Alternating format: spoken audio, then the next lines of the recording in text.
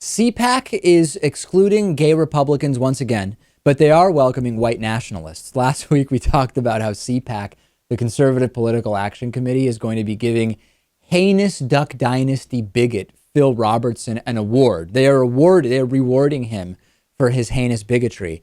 CPAC is starting soon, and it's continuing to shape up really bizarrely. The American Conservative Union is reportedly excluding a group of gay conservatives, but they're accepting the sponsorship of an organization that is led by a white nationalist. The Metro Weekly reported that the Log Cabin Republicans, a gay Republican group, attempted to sponsor CPAC, but that they were rejected.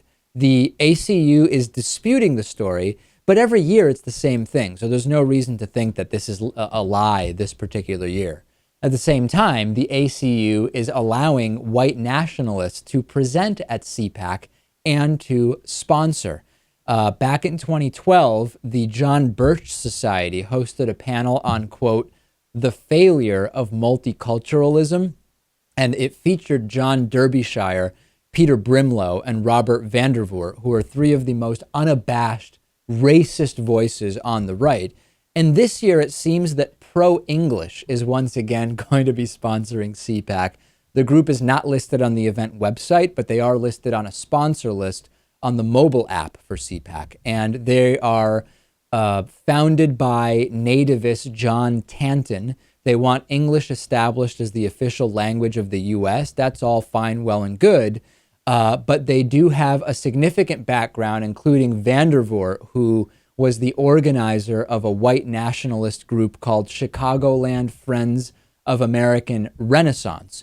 Pro-English kind of stays away from the outright white separatist stuff, but the individual pasts of their staffers and presenters are very much tied in with white separatists. So it seems that they are more comfortable, Lewis, with white nationalists and white separatists rather than gay Republicans.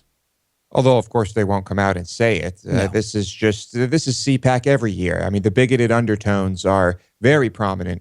And it's not a fringe conference. I mean, this conference is considered a big deal among the right. It is, yeah. I mean, if you look at the announced names, I mean, these are the biggest names in the Republican Party. And what's funding it and everything behind it is just so ugly. For all the ways in which the Democratic and Republican parties are similar, this is a huge difference. The fringe elements that are allowed in on the right are orders of magnitude more insane than the individual nutballs that you can find sometimes sneaking in on the left. We're seeing that year after year after year. Next, we will speak to a former attorney for anti-gay hate groups who actually ended up realizing that he himself is gay, and we'll talk about what happened to his relationship with those groups